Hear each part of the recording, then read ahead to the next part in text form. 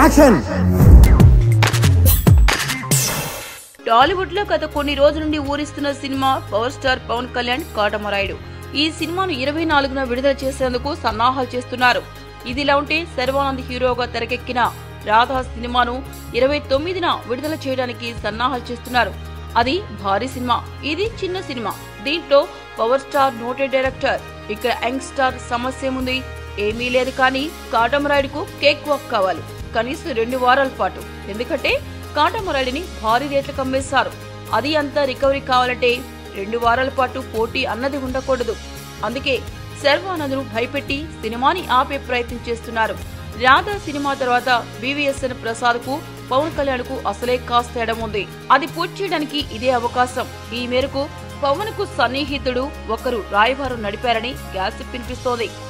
నిజానికి కాటమరాయుడుతో రాధా పోటీ అని వార్త వచ్చినప్పుడే BVSN ప్రసాద్ కాస్త కలవరపడ్డారు.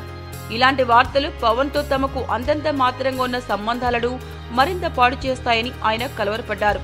ఇండస్ట్రీలో ఓ ప్రముఖుడి నుంచి ఈ రాయబారం వచ్చినట్టు తెలుస్తోంది. దీంతో తప్పనిసరి రాధను ఓ వారం వెనక్కి తోయడానికి ప్రసాద్ అంగీకరించారని టాక్ వినిపిస్తోంది. ఏది నిజమన్నది 1-2 రోజులు ఎలాగో తెలుస్తుంది. కానీ ఒకటే పోటీ ఉందా లేదా అని చూడరు. సినిమా బాగుందా లేదా అన్నది చూస్తారు. మన టాలీవుడ్ బిగ్గెస్ ఈ సంగతి ఎప్పుడు తెలుసుకుంటారో.